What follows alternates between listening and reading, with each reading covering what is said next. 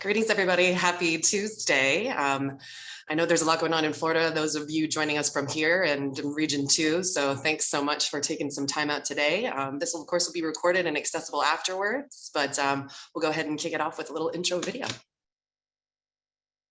This hour with one of the biggest hip hop artists in the game, Meek Mill. A law that he and his organization, the Reform Alliance, fought for took effect in Florida last month. It allows people to shorten their probation term by getting credits by going to school or working at least 30 hours a week. The law also allows people to check in remotely with their probation officers. So there's a real problem with our probation system, how big it is, how bureaucratic it is. And what we saw were real solutions that were put on the table, conversations that happened across the board with unlikely allies everywhere in the state. And ultimately that momentum led to 100% support on one side, 100% support on the other side, and the signature by the governor. It allows these probationers to report in with their probation officer virtually via Zoom or whatever other platform the Department of Corrections has. Being a good family member, developing your social network, getting a job, going to school, all those kind of things become much harder rather than easier when you don't have remote reporting. It financially takes the stress that you don't have to take a day off work, especially if you have to travel to get to a probation office. It allows for, consistency in their employment. It's great for business owners. It's great for the employers. So the workforce achievement credits basically create a system in which if you meet a certain criteria in terms of how much work you're doing, you can get 30 days off of your probation. And trust me, as somebody who's been on probation, every single hour, every single day matters. You need a job anyways to survive, right? So if I can, work, get paid from working and get credit to get on probation early, guess what? I'm working. I might get 2 jobs. For every education course that you complete, that's 60 days off your probation. Whether it be college courses or vocational, all of those things will give them some credit toward their probation serve. Studies show, again, that people with stable employment and these forms of education are less likely to get in trouble again. In addition to the House members and the senators working collaboratively to pass these bills, it also requires members of the community and other stakeholders and other interested groups to really work and push. With unlikely allies coming together and having conversations, and lo and behold, you see policy come out of it that really will impact people's lives in a positive way.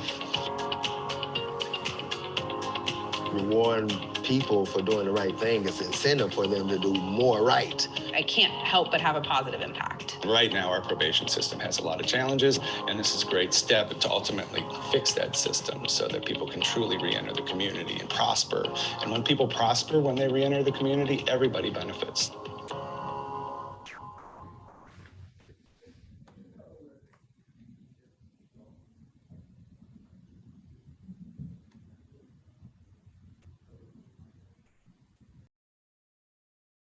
Awesome. Well, that brings us to our very first guest. I'm very excited to have Senator Perry from your region in Region 2, our original Senate sponsor of the bill, and he's going to talk a little bit about that. So go ahead, Senator Perry. Thanks for joining us.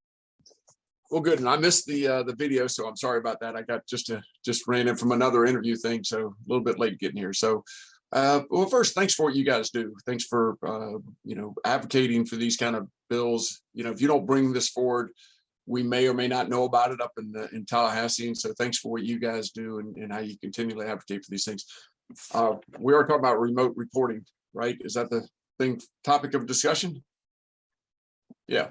So, and just think about it from a pragmatic standpoint. I have a lady who works here on probation. She, by the way, after serving quite a bit of time in prison, she worked for us for her first year. She was named Employee of the Year at our Christmas party, voted on by her colleagues. So that shows what kind of person she is, to go through pretty traumatic issues in her life and then come out on top like that. But she was shifted from Alachua County to reporting in Levy County. Now, for her to take, in the middle of the day, to take off, it's about an hour and a half. Our office on the north side of Gainesville, Alachua County, about a little over an hour drive one way. And so for her to have to do that, I think it was once a week, can't remember now, but for her to have to do that once a week and take off work or skip her lunch and still take off work was a, it could be done, but it was not necessary at all. And so with Zoom and what we're doing now, there was FaceTime, even if it was virtual, but certainly in that just one instance showed that someone wasn't having to pay for gas and drive time and take off work and really put their job at jeopardy. We're pretty lenient around here, but some people aren't.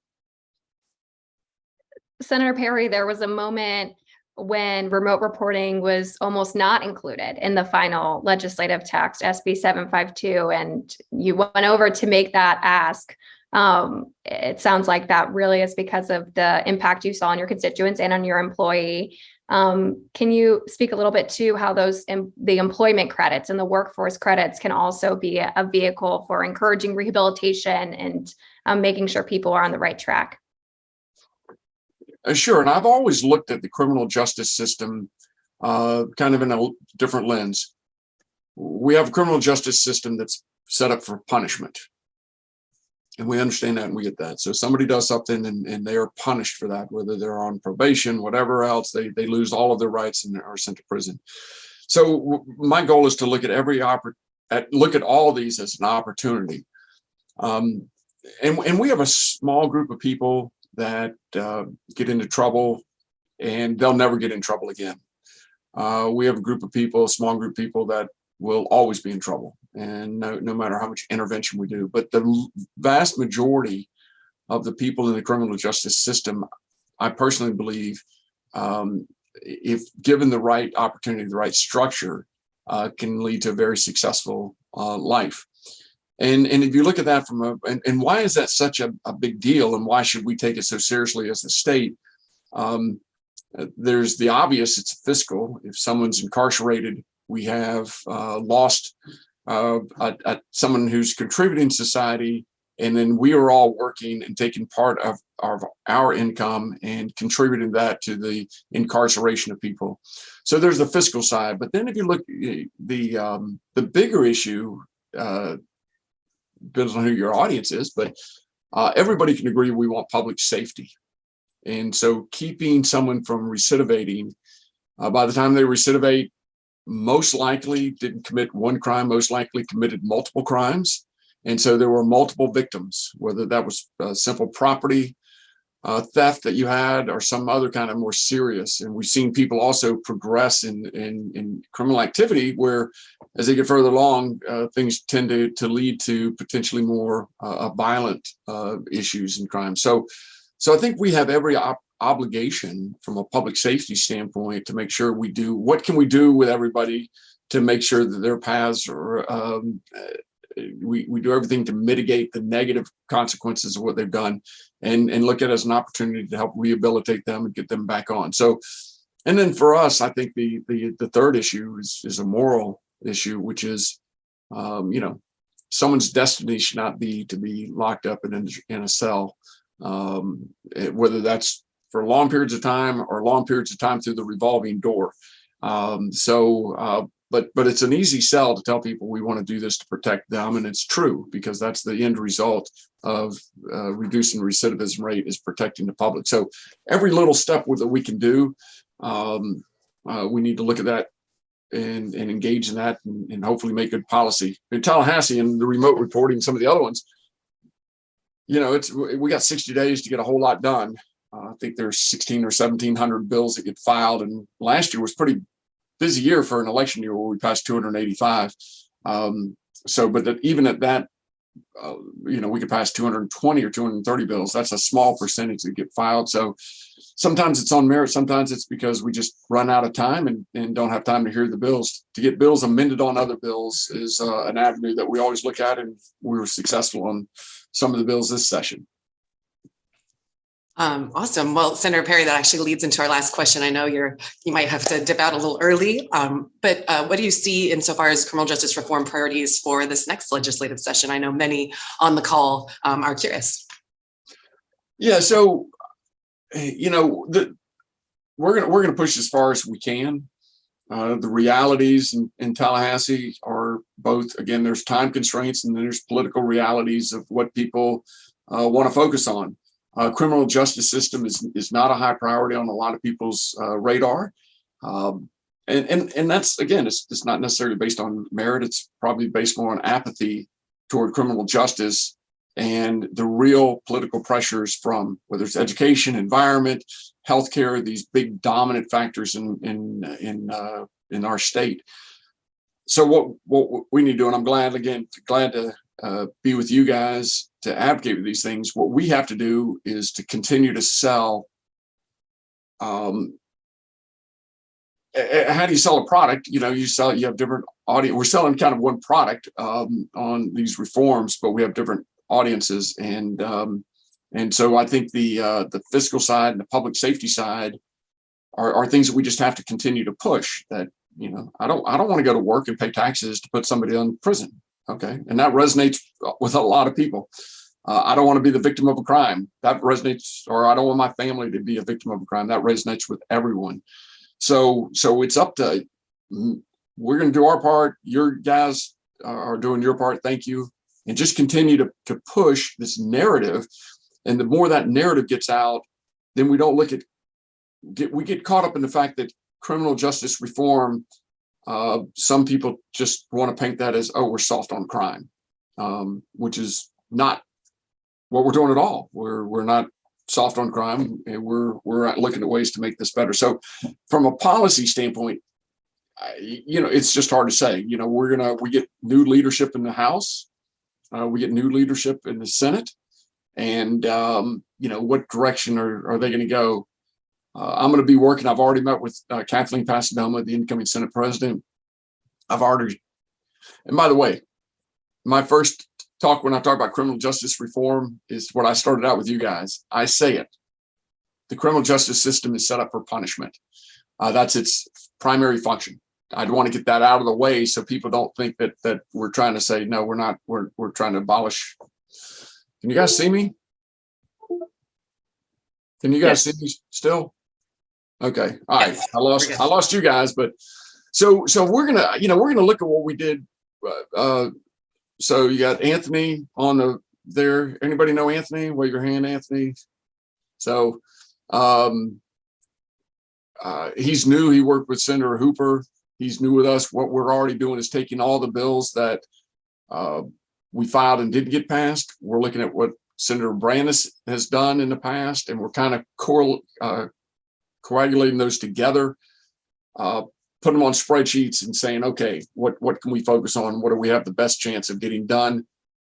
It's not that I don't do this often. Occasionally we're going to file a bill that we can't get passed, and we're going to file it just to start dialogue on it. That's not really my goal to go to Tallahassee and file bills to get dialogue. My goal is to go up there and get stuff done. But we're going to look at, our first priority is what can we file and get done, and then the second priority is, do we want to make any kind of waves and do that. So we're looking at all, and what I'm going to ask you to do, Katie, and the rest of your team, is to say, here's things that you can help us with, and here's things that we think we can get done. That's wonderful. What an excellent segue into our next speaker. Thank you so much, Senator Perry. I hope you and your constituents stay safe. And thank you for your time. If you can stick around, obviously we'd love to have you, but we understand you're probably very, very busy. So couldn't have said it better myself. And our next speaker is Tammy Marcus with the Florida Police Benevolent Association, in charge of probation officers. And she's going to speak a little bit about this bill from her perspective. Thank you, Katie. I guess it was probably about a year ago now that Katie approached Matt Puckett, lobbyist with the Florida PBA, seeking support for this particular piece of legislation. And Matt Puckett said, well, I can't get behind it until I have Tammy Marcus, our probation president, review it, because, she's been a probation officer for 31 and a half years now with the Department of Corrections. And my role as the probation chapter president with PBA is, yes, I do represent the 2,000 officers that are state probation officers with the Florida Department of Corrections. So Matt Bucket linked me up with Katie from Reform. She presented this very comprehensive piece of legislation, which I say comprehensive because it was large. It included everything. And as I, excuse me, as I read it, it included things that we were already doing here at the Department of Corrections, such as alternative sanctions, the remote reporting, our initial reporting, remote reporting was called independent reporting status. And that's where minimum classified cases could go into the status as long as they were, in compliance and certain criteria, they could go into that. And then we, probably about 3-4 years ago, we went to this web-based biometrics remote reporting. And again, it was for the minimum classified folks on supervision. I would say we probably have about 12,000 folks under our supervision in that reporting status to this day. So as I read it, I'm looking at all the things that, we were already doing. And the only thing that was there that we weren't was taking time off sentence, basically like the educational and the employment credits. So, and we had these talks about there was a certain group of folks that we just couldn't, we didn't have the authority to reduce any time off. And that, for instance, that's the conditional release cases, because they're technically under the authority of the Florida Commission on Offender Review, which is formerly the Parole Commission. So once we got those things out of the way that that we didn't have the authority to take credits off of, and same with out-of-state cases, we were able to focus on those things that we had to exclude. Because even though we are in the second chance business, I mean, when you think about it, probation, it's an alternative to incarceration. We're here, it's our essential job function to navigate folks that are on supervision with us to successfully complete. But also we're in the public safety business, like Senator Perry said. So folks that were sex predators on sex offender probation, those were just a hard no. So we got it, condensed down to a piece with the credits and the employment that we could essentially, realistically do here at the Department of Corrections. We do have an outdated 40-year-old database system. So, manually adjusting those sentence structures was going to be challenging. But, like I said, it's now condensed down to the criteria, the folks that we can do. It's essentially something we realistically could do.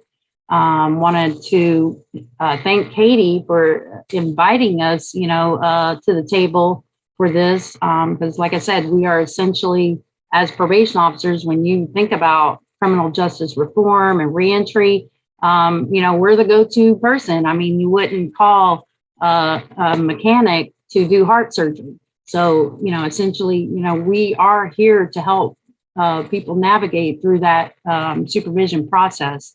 And, thank you again, Katie, for approaching PBA. It was a pleasure, working with you and educating here about, what we already do and what we were doing and, what we can now do that's going to benefit the folks under our supervision to hopefully get the education, get a job, and shave some time off their sentence, and lessen our workload all at the same time. So it's kind of a win-win for everyone, I think. Great. Thank you so much, Tammy, for your leadership with the PBA and for working so hard with us to make sure that this was palatable from all lenses. So with that, I'm going to kick it over to Emily with Reform Alliance, and she is our senior policy manager. We work very closely throughout this past session, and she's going to speak a little bit more about kind of the meat of the bill and what's in it there. Thanks, Katie. And Shalisha, if you could pull up the slides for us. But while she does that, I think it's important to kind of take a step back and consider why reform was even interested working in Florida in the first place. So Florida currently has the 5th largest probation population in the country as of the latest national estimates, with 1 in every 98 adults in Florida on probation at the end of 2020. That's about approximately 180,000 people. Senator Perry referenced the costs of incarcerating someone. The costs of supervision are much lower, but are high when supervision doesn't work and when people don't get the resources and support they need that people like Tammy are trying to provide them, or when they don't have adequate incentives and aren't on the right track, aren't pursuing employment, education, providing for their families, complying with their supervision conditions. And so our goal at Reform is to uplift public safety and to create those pathways towards rehabilitation and wellness by expanding the use of incentives, by rethinking, having evidence-based approaches to when someone's struggling. And so given Florida's large probation population, and the interests of folks like Tammy and leadership at the Department of Corrections in continuing to, address ways to do things better, we were excited to work in the state, work with our advocacy partners to really improve the system, take the next step towards advancing rehabilitation. And so as part of it, like Tammy hinted, our bill, the language included in SB 752, ultimately established 2 different forms of credits by which somebody on probation or community control, which is akin to like a house arrest supervision, period of supervision, can earn small periods of time off their sentence for completing education. So that's the 60 days off your period of probation or community control for each educational activity. That could be an academic degree, it could be a vocational certificate, or it could be completing your GED or high school equivalency testing. And then you can also earn 30 days off your sentence of probation or community control for each 6-month period of work. And so that's right now defined as a full-time employment as 30 hours, at least 30 hours a week.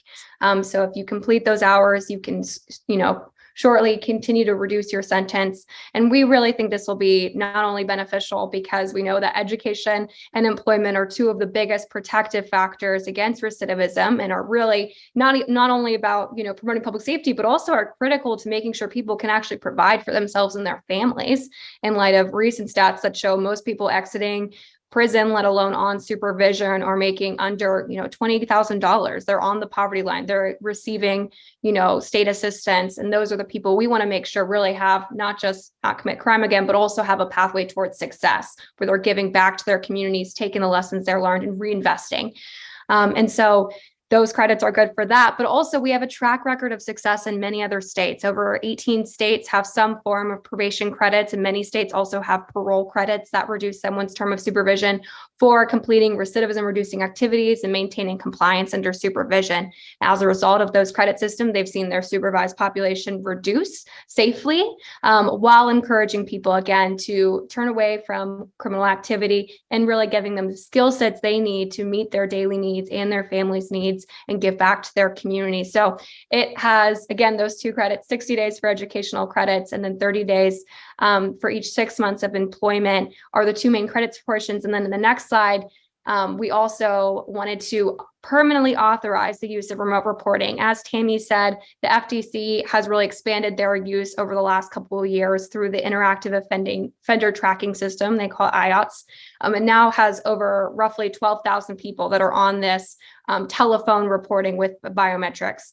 But instead of just state supervision, Florida also has local misdemeanor supervision. And so it was important to make sure that, one, this wasn't just a pandemic policy change. We were glad for those policy changes. We were glad for the increased flexibility, but we also want to codify and make permanent the good practices that happened that now have a track record of success several years into the pandemic. But also we want to expand the use of remote reporting to some of those counties that didn't experiment during the pandemic with it, or maybe did, but don't have a formal policy, and make sure that continues to be a tool to help both incentivize people to do well under supervision, but also remove barriers to non-reporting and common issues we see with people under supervision struggling to find transportation, particularly in more rural areas, or honestly, when gas prices are really high, just the cost of reporting let alone monthly fees, can really add up. And so or people that have children struggling to find childcare or come report in the middle of a work shift, like Senator Perry said with his staff.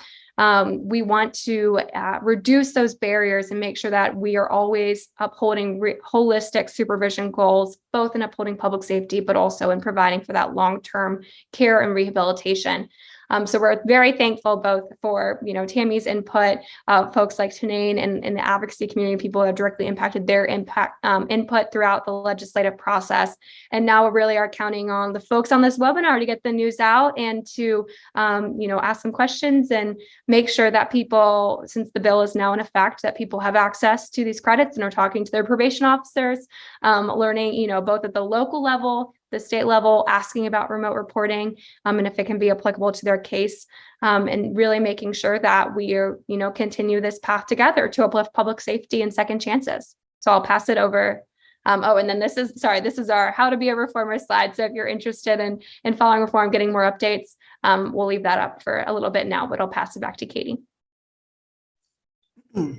Awesome. Thank you, Emily. Thanks so much for all your work throughout this past session. It's been amazing working with you and your awesome brain and all the talent and experience that you have in the CGR space and bringing that to Florida. So thank you for that. And without further ado, I'm going to introduce Tanane Jenkins. Many of you that might recognize her from maybe Operation New Hope or her work with Florida Rights Restoration Coalition and many other reentry entities. And she's going to talk a little bit about her experience on supervision as well as working with those reentering and what this bill might mean for them. Thank you so much, Katie. Thank you for having me. I'm so excited to be here. I appreciate everything that you all are doing in this space that I am so involved in. In 2020, I was arrested for defrauding a financial institution. I was sentenced to 2 years prison, 5 years probation. My 5 years of probation turned into 8 years of probation. And I know that if something like this was put into place when I was on probation, I've been off for 2 years currently.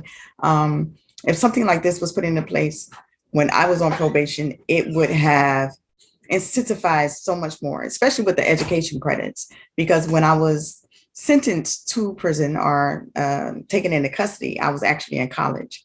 And when I came home, I didn't pursue that college degree, mainly because I was on a grant.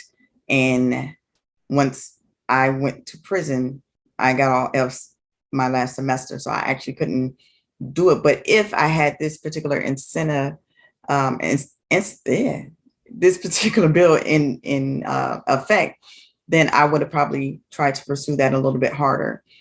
Also with maintaining a job, I worked all 8 years of my probation. And if I would have been able to, if I would have been able to get that 60 days or those 30 days every 6 months, that would have cut significant time off of my probation. I was never without a job. But the big thing is that education, because when you know better, you do better. And it shows that when you have a higher level of education, your recidivism, it goes down. When you have incentives to do certain things, as far as keep a job, as far as continue your education, it across the board, it makes you a better person, makes you a better human. Just like the senator was saying, better neighborhoods or safer neighborhoods as well. With the remote reporting during a pandemic, which was, I believe I got off in 2020 when everything started happening, and to have the ability to do remote reporting was also a game changer. Not going out, not having to leave the house. When I was working in corporate America after I was released from prison, I had to report to my probation officer, I believe it was weekly, and then it was reduced to monthly. But each week I had to leave work, and the job that I had was based off performance. So taking 2 hours out of my day to go and report to my probation officer when I could have just taken my 15-minute break and done a quick remote reporting, it affected not only my money, but also my job. So that is also a game changer. I truly know that this bill will help so many people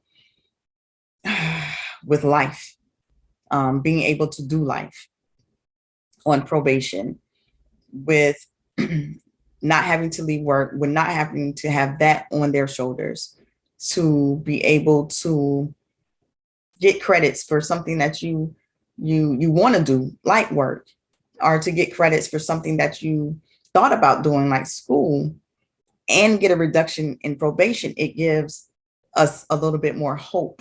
It gives us the ability to see a light at the end of the tunnel. Because so many times when we come out of prison, we feel worthless and we feel hopeless. And particular bills like this will boost our morale just a bit, to be able to succeed in our second chance. And truly, a lot of people, that's all they want to do. That's all I wanted to do, was be successful in the chance that I was given. So I thank everyone who worked on this bill to get it passed. Reform Alliance, Katie, who is awesome and energetic, who is passionate about reform, is passionate about making a change, as am I. And when passionate people come together, change does happen. So, like I said, thank you so much for having me. This bill will be absolutely a game changer for a lot of people that were in whose shoes that I was in, and that were in my shoes. Great. Thank you so much, Tanane, for sharing. And I'm going to kick it over to Ven. We're going to take some audience questions, and take it away, Ven. Thanks, Katie. And thanks all our panelists for those, amazing segments to tee up the bill, teach people, how they can take advantage of the provisions.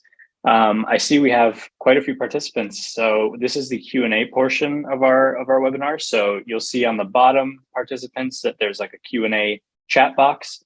If you have any questions for any of our panelists, feel free to drop them in that chat box. But in the meantime, I came prepared. So I have a few to kick things off to start our Q&A off and get some questions rolling. I'd like to start with a question for Tammy. So what current incentives do probation officers use to motivate their clients to fulfill their conditions and become more productive members of society?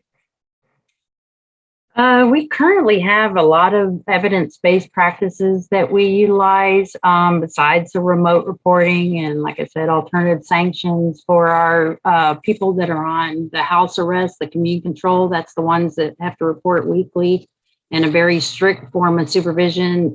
We have the merit-based activity where they can earn up to 4 hours a month to go to something that's normally not approved on house arrest, like go to a family outing, function. We also have Thinking for a Change classes, which helps people exactly the way the title says, active listening, learning to resolve conflicts. We do have job fairs to help people secure employment from employers that, know that will hire folks that, have records, and, because we hear that a lot, that it's very challenging to find a job when, you have a record. So we have a circuit employment specialist in every 20 of our circuits now, and they help them, have these job fairs and, teach them everything from how to do a resume or whatever. We also have a new program. It's called Face It, and it stands the F for family, and these are things that help navigate the people on supervision to successfully complete. Because like I said, we would much rather our folks complete supervision. That's what we're here for. And to do a successful completion letter than have to do a violation report. So Face It, it stands for the F, family. We find out when family gets involved and support, it helps, the success rate of completing. A for attitude. Folks come in with a good attitude, they're going to most likely, better chance to complete. The C is for communication. And I know in our earlier warm-up session with Tanae, we've heard that the communication between the officer and the person on supervision, sometimes it's not there, or, so having good communication.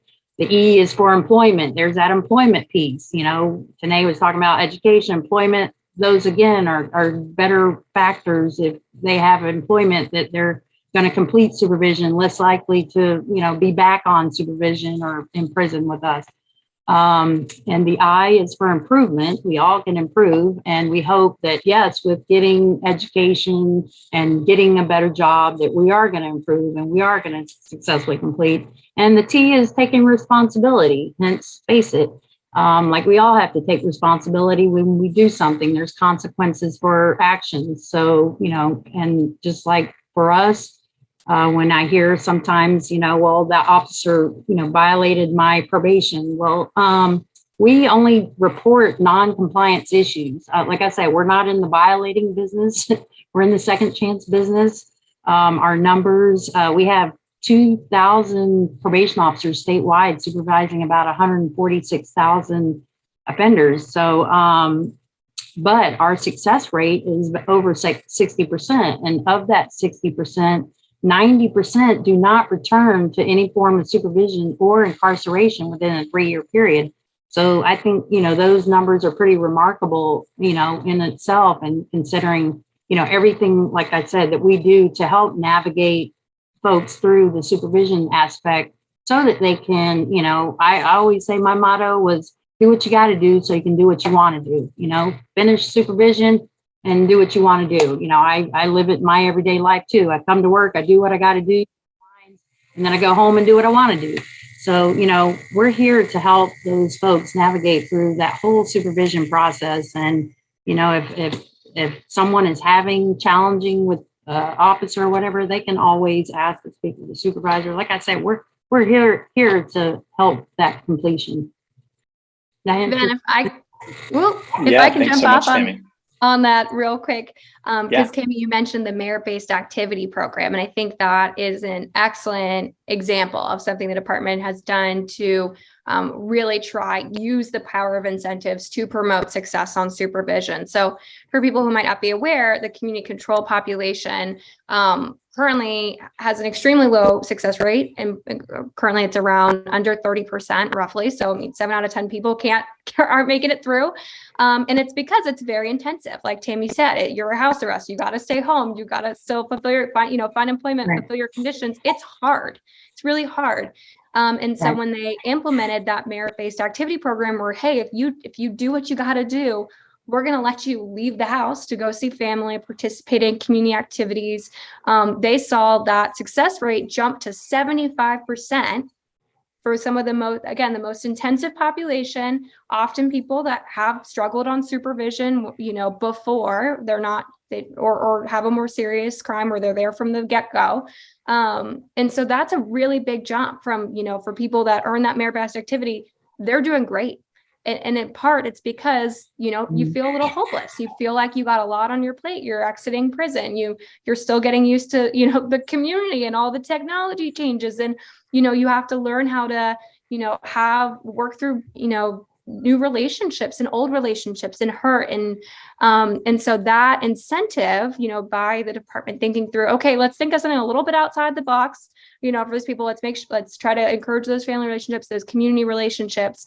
They saw, over a 40 percentage, points, not even percent, 40 percentage points, right? That's over 100% of the base number increase in success by using incentives. And so I think, excellent example, Tammy, and another area where we hope these education and workforce credits by helping the community control population as well, that success rate will only continue to increase as people take advantage. So anyway, I just wanted to shout that out because it's a tremendous example of really multiplying impact. Thank you, both of you. That was wonderful. I notice we still have Senator Perry on the panel. Senator Perry, if you are available to take another question, feel free to hop back on. And there you are. Great to see you. I was eating my lunch while you were talking. I was listening, but totally, it's a midday panel thing, right? Yes. So if you do have time, I'd love to ask you one more question. You touched on it a little bit in your answer to what are your priorities for the next legislative session, but we'd love to get your thoughts on why is it important for Republicans to engage with these issues? Yeah, it's not a Republican Democrat issue. Again, public safety, saving tax money. Those are certainly bipartisan issues. So I think it's important. There's certainly some people who, again, are apathetic to it, and that can be Democrats and Republicans. It's either one. So our job is not to look at it, to frame it in a Republican or Democratic issue. Our goal is to frame it as a it's a public safety tax saving issue. Again, I use it as a moral issue. I just, you meet people and you're like, hey, you made a mistake, but let's not make another one and continue on that revolving door. So, but I think certainly, there may be some political issues out there that we have to go beyond our colleagues. We have to go to the general public too, and frame this narrative. Too many people, anytime you say criminal justice reform, they start thinking, oh, you're going to let people out of prison. No, I mean, that's not criminal justice reform. Criminal justice reform is making smart decisions that lead to better outcomes for everyone. And so again, that's just it's a little bit of a hard sell, not because we don't have a good product to sell. It's a hard sell because, as I mentioned earlier, healthcare, education, environment, the environment gets way more, time and money than this stuff does. So those are the battles we have, the realities of who we're competing against with limited dollars and limited time up in Tallahassee. So we all have a job to do. We're going to do it in our office and try best. I speak about it when I go out to events. I talk about criminal justice reform, and probably not enough. I need to make sure it's on top of my list again. But yeah. But we'll see how next session goes and keep working on it. Again, I told you, I don't file legislation just to talk about it. Sometimes I do, though. I mean, that's not my goal, but sometimes you have to and get discussions. Even if we're not going to get something passed, we got to get discussions. That's very well said. Thank you. That's why I think bills like SB 752 are such important models for this kind of action and this kind of reform. I'd love to ask Tanena a follow-up question as well. You kind of touched on this while you were talking about the bill and its benefits for people on probation, but you spend your time giving back to your community and encouraging people who are facing these similar challenges to turn their lives around. And you mentioned that bills like SB 752 can provide hope to these folks, among other things. What else, what do you think these opportunities in SB 752, the workforce and education incentives, mean to the people you work with in particular? Like you said, hope. It's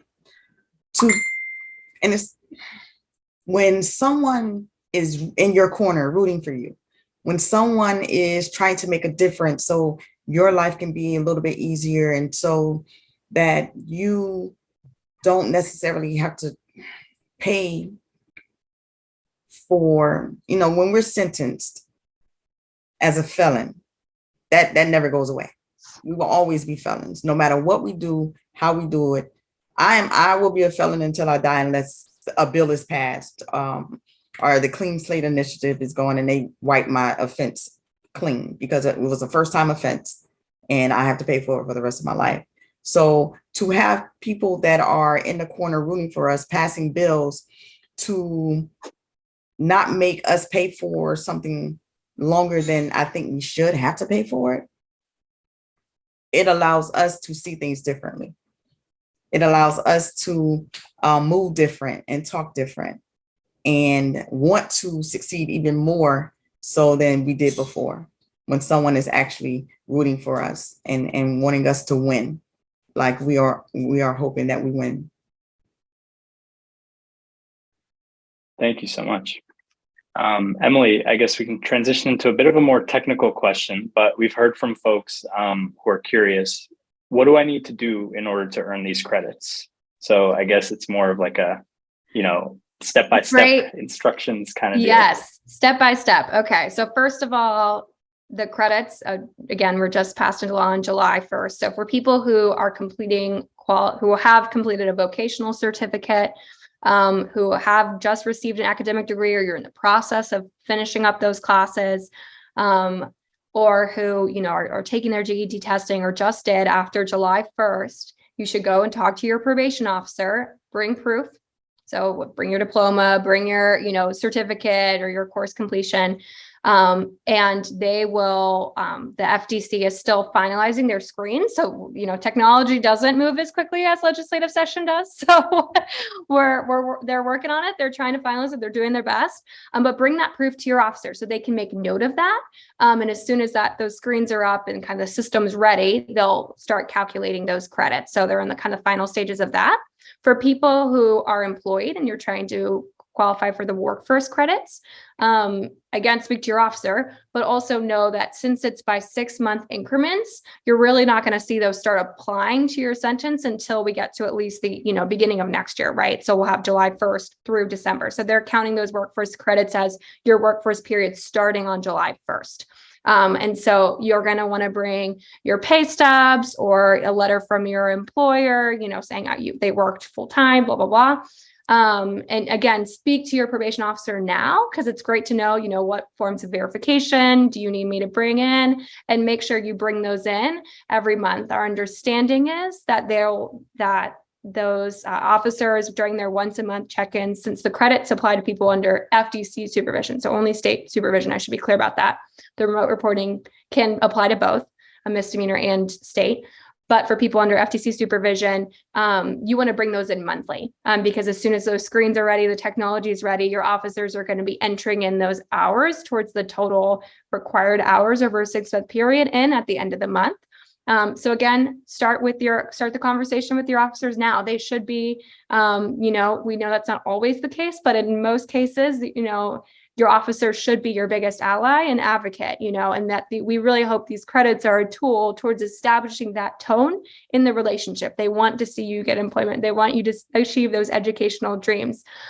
So basically, if you've completed education July 1st and onward, bring verification, talk to your officer. They will take account of those credits. And then for workforce, at the end of the month, bring your employment, tickets, bring your, if you're a contractor, bring your contract, et cetera, so they can take note of that. So that you'll really see those credits start to impact people's sentences probably at the end of the year, early next year, except for those educational credits.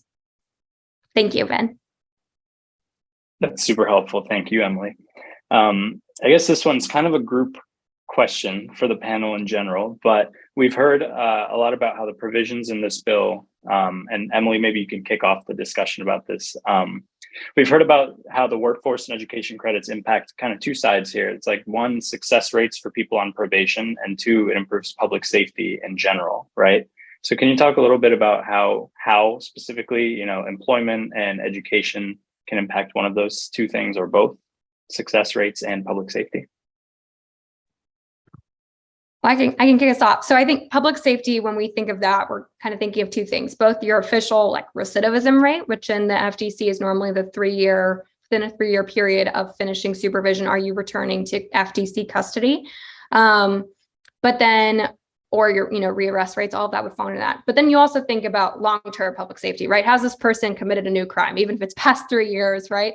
And so that we want to absolutely address. And that means giving not just kind of, let me define. Success rate is the percentage of people that actually complete that supervision term without being revoked and, sent back to prison or haven't given a new term of supervision. And so that is who can make it through the supervision term successfully and get to the end. And so those are two different measures of success. The success rate really, corresponds to how you're behaving on supervision, your officer trying to incentivize you. The recidivism rate is, okay, but in reality, did you commit a new crime? And so we both want to give people the motivation and encouragement to finish that supervision term. When you're someone like Tanane, it was 5 years, or some people have 10 years of that's a long, long time to be checking in with someone and having your daily behavior monitored, right?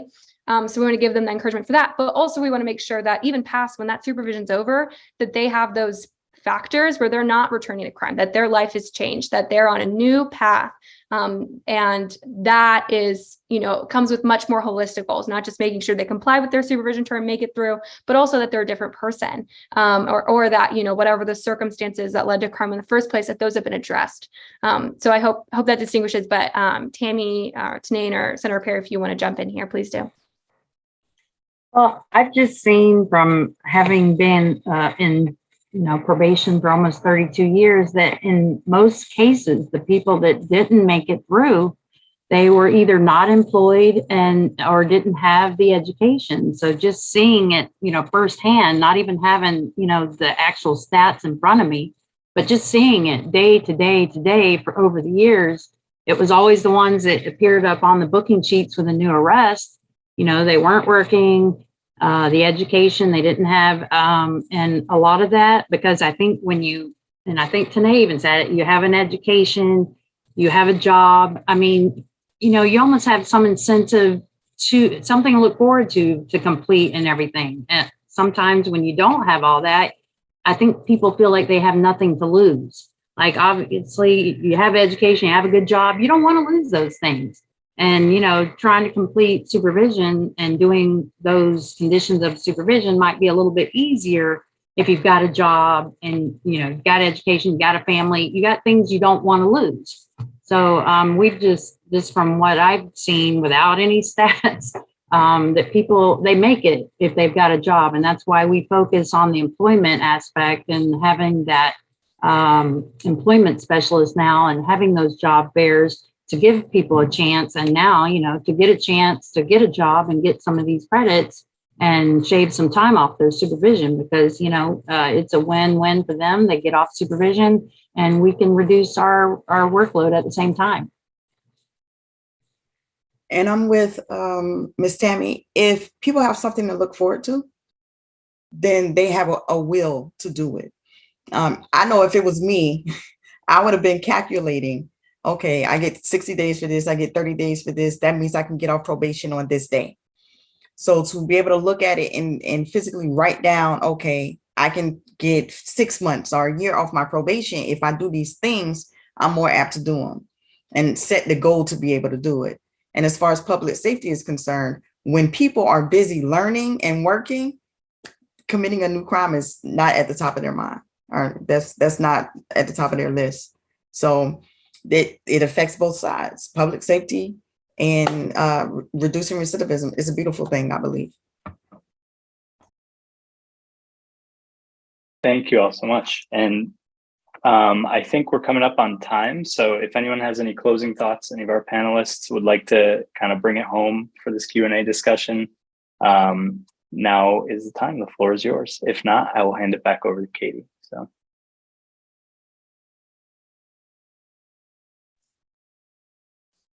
All right. Well, if no takers, I'll go ahead and wrap up. I want to thank all of our panelists, Senator Perry, for being such a champion in this space. Before reform even came into Florida, and for many of the other organizations we work with, looking forward to seeing what you do down the line.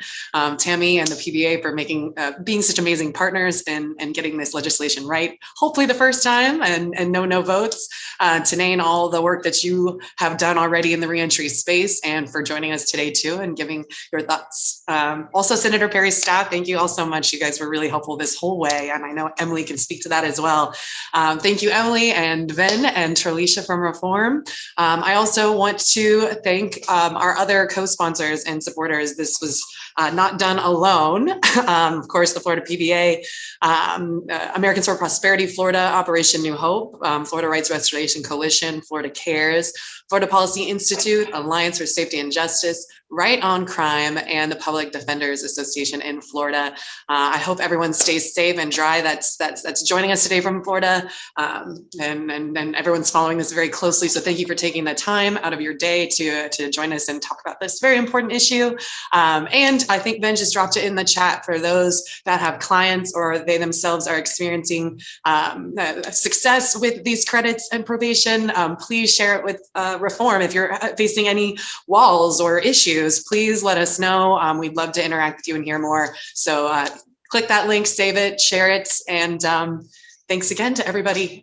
We're right about time. So enjoy the rest of your day, your week. And of course, this recording will be available on our page. We'll share that with you all as well. So bye now.